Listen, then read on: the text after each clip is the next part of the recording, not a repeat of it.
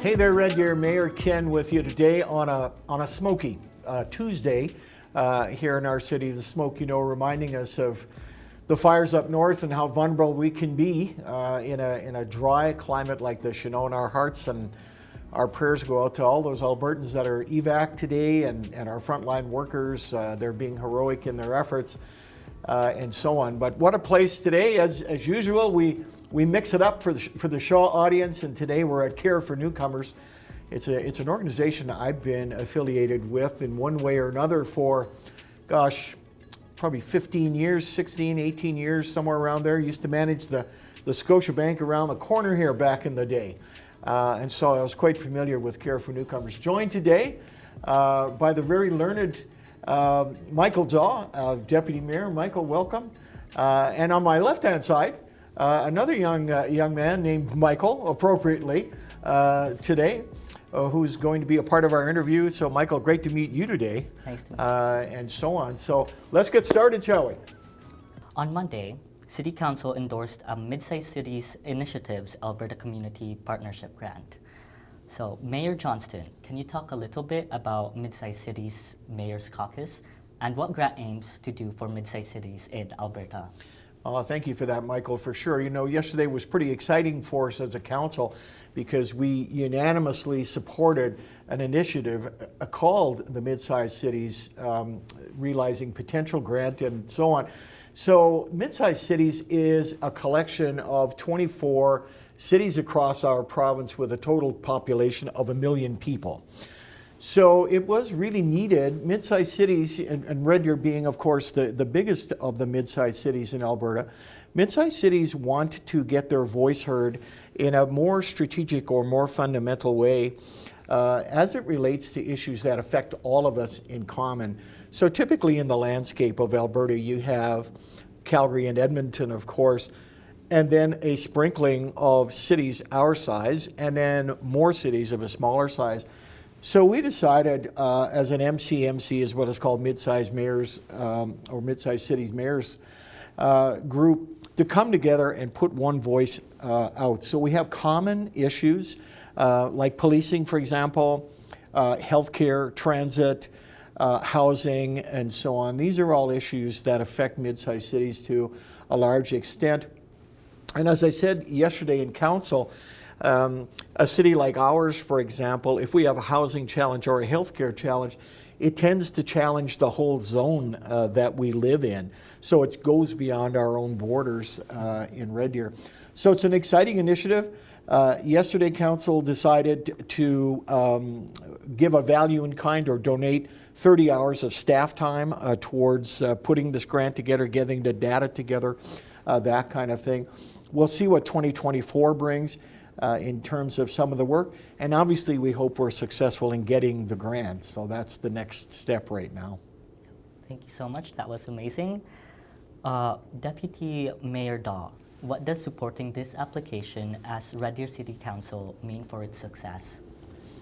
Well, I think the most important thing is it shows that we're working together, that it isn't an us and them, it's a we initiative. And also for the city the size of Red Deer and its location in the middle of the populated part of the province, that we see a lot of value in being part of the groups of similar size but similar interests that we have around it. So that's really what I would view it as. It's a Red Deer stepping forward to cooperate and collaborate and to do something that in the end benefits the entire province. Thank you so much. Council completed a code of conduct to a review at Monday's meeting. Mayor Johnston, could we talk about a code of conduct bylaws and why is it important for the council? Yes, it's a great question. Well, the operative word that you just said there was bylaws. So a bylaw is a statutory requirement covering the subject. So in this case, it's a statutory requirement of council. So in other words, council is governed by the actual bylaw itself. So it's an important piece of work to start with. So back in 2019, council brought in the Code of Conduct bylaw not just in response to a municipal requirement, but more to ensure that councilors and elected officials had an accountability to the community they serve. That's really the core part of the Code of Conduct bylaw. It is about accountability. It's also about transparency. So in other words, it allows the public to be able to see and to understand how their elected representatives operate in the community, what they're doing, what they're saying, how they're conducting themselves.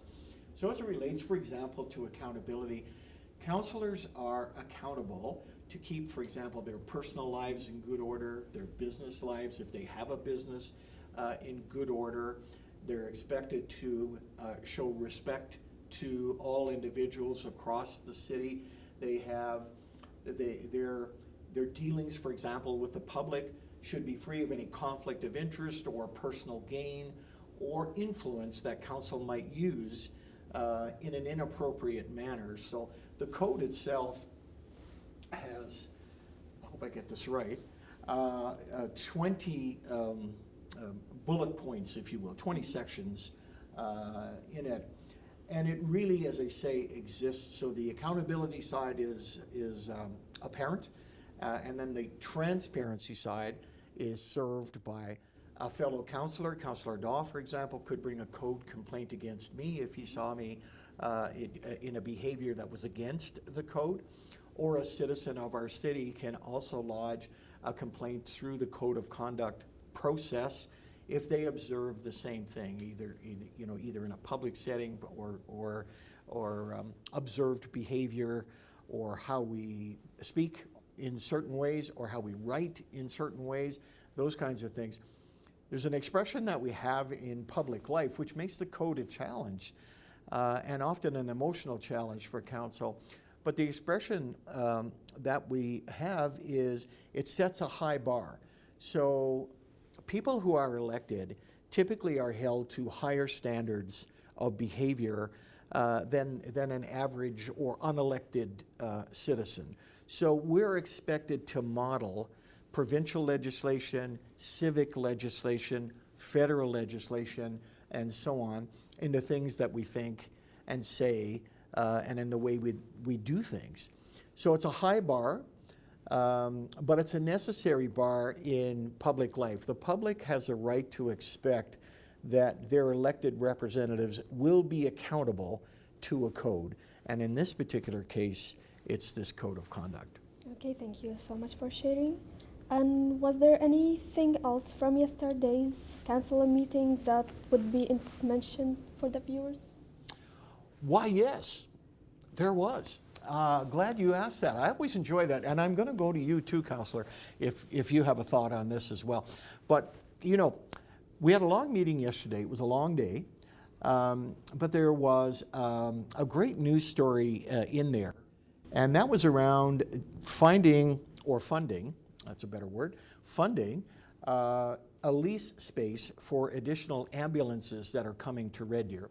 So anytime we push our ambulance fleet up, that's a good news story. That means there's more resources, more capacity, less waiting times, all those kinds of things. So Alberta Health Services and the city have entered a contract for 3 new ambulances for our city.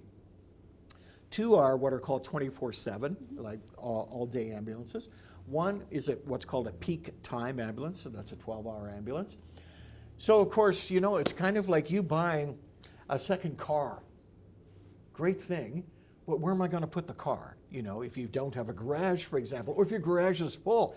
So the city found itself saying, hey, we need space for these 3 ambulances. So a bit of a good news story. What makes it even better is the funding to pay the lease. Once we find the lease, the funding to pay the lease will come out of savings that we can do internally by doing things a little better, and also an increase in our contract from Alberta Health Services. So it's a great news story. It was such a long day yesterday. I'm venturing to bet, maybe Shaw viewers, you're getting this story first. I venture to bet, that our daily media, our print media, may pick it up for tomorrow or for Thursday. but it was a great story from yesterday, so I'm really glad you touched on that. Thank you so much. Michael, is there anything you want to add? Well, I very much add, I think what's happening at the hospital is a major issue for a lot of people. And having adequate ambulance service, that's one thing that's been flagged for a lot of people as an item of concern. And this was something where now we have not just promises, but concrete delivery of new ambulances, which will improve service and really help a lot in terms of what we can get from our healthcare system, not only in Red Deer, but in the immediate surrounding area. So we're very happy with that one. And it was also nice that we found ways to fund the additional storage and security of these in existing resources, that we weren't really looking for a big chunk of money to pay for these things. Okay, thank you so much. Thank you. Since we have you both here at CARE today, I would like to ask you guys to share some personal experience with the newcomers. Gosh, I so appreciate that question, because the mayor's heart, it tugs at the mayor's heart. Newcomers, as I said, before I got elected, I was the branch manager at the Scotiabank here just around the corner.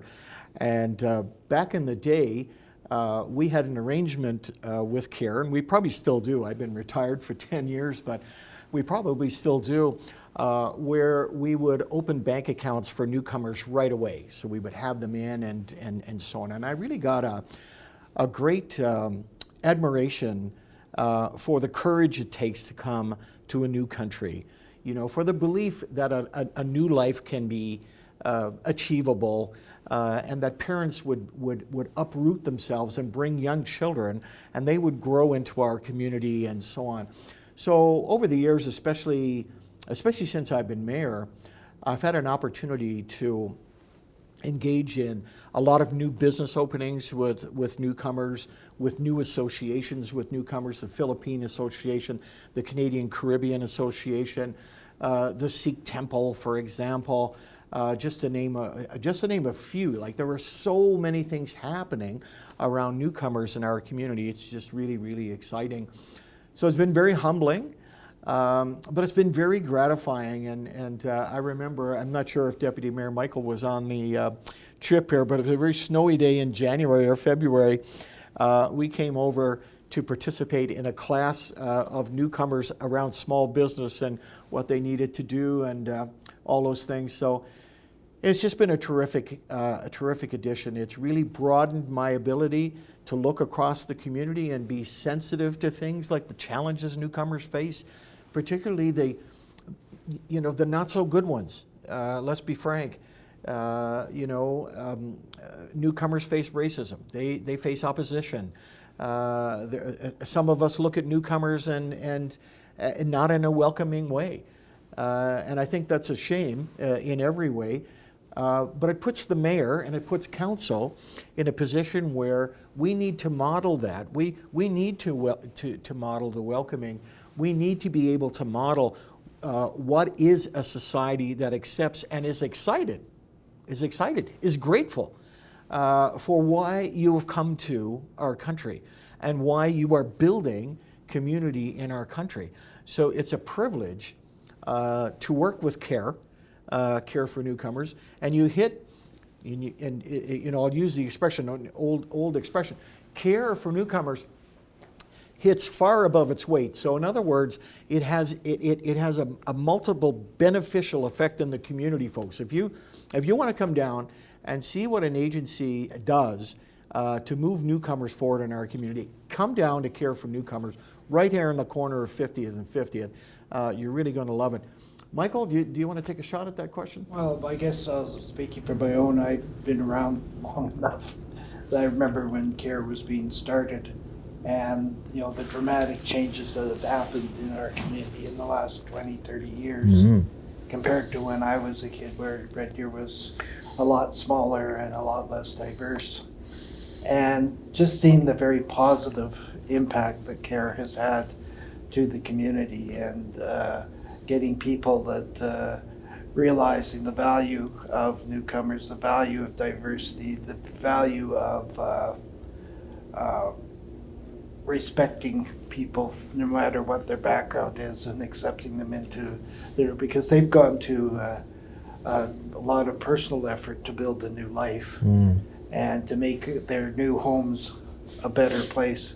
And I think that it's really up to us then to join in with that and try and help encourage that. And that's why an organization like CARE is so important.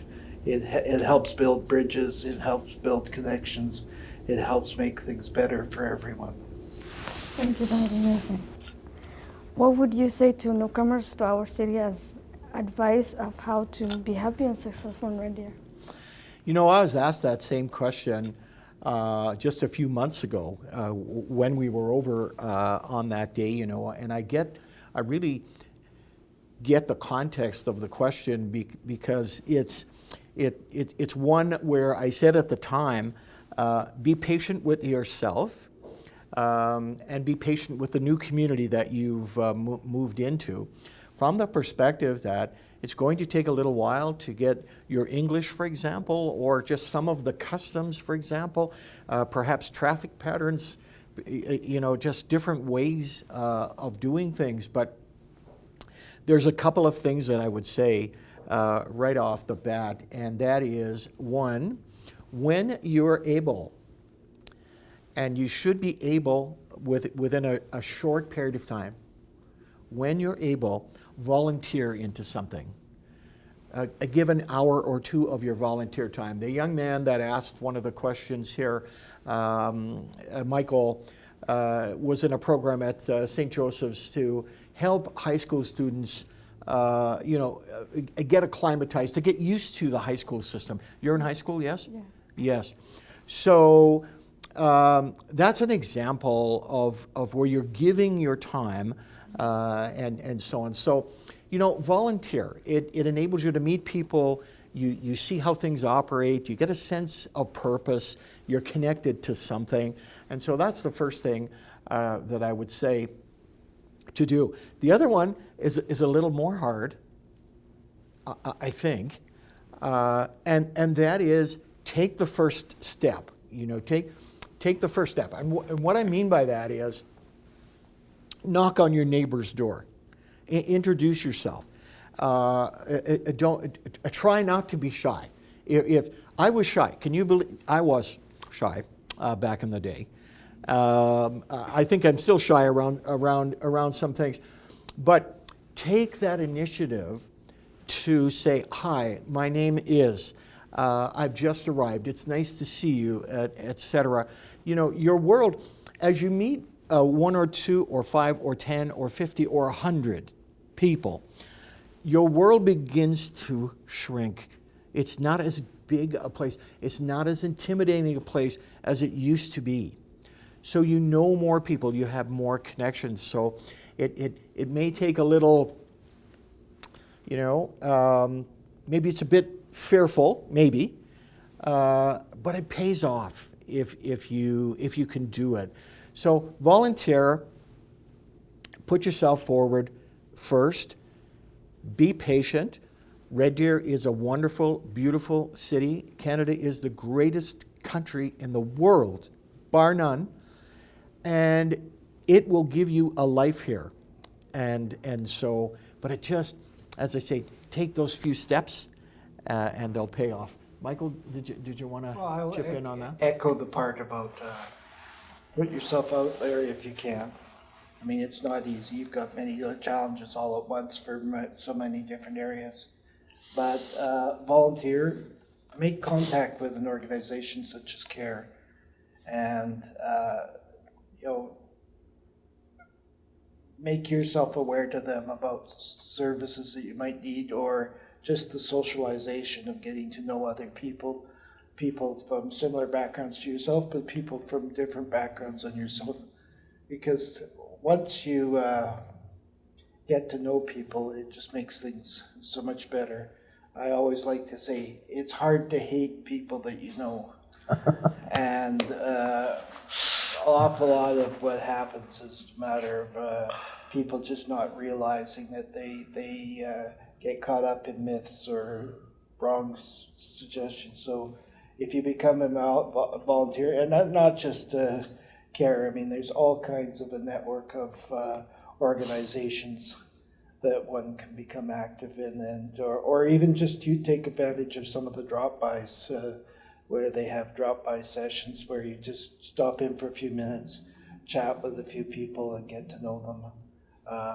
All of that is very much, or in school, there are different programs and clubs and things that you just put yourself into a situation where express an interest, meet other people with similar interests or very different interests, and just really enjoy what Red Deer has to offer. Thank you. That was amazing. All right, if we're signing out, which is where we're going next, I would just say this, folks. You know, when I woke up this morning, as we all would have experienced, the smoke reminded me of the challenges that our fellow Albertans are going through up north. So a couple of things. If you can, make a donation to the Red Cross or a relief fund of some kind. The province is going to come in and match your donation, and so is the federal government. So $20 from you today will end up being $60 towards helping some of our fellow Albertans in the, you know, in the Drayton Valleys, in the Valley Views, and so on, and in so many small communities in the north. So if you can do that, that's great. Another thing is, and then, you know, I say this just from a pragmatic perspective. Prepare and have a plan in an emergency. An emergency might be a wildfire, it could be a tornado. I think, frankly, we'd welcome a flood right about now, but and that's really sounds, you know, a little goofy, but still, have an emergency plan. Have some basic necessities put away where you know where they are, and those kinds of things that'll see you through that first 12 or 24 hours before our support systems can come in and help you out. It's just it's the time we live in right now, and we could be in for a long summer here in Alberta, a province we love.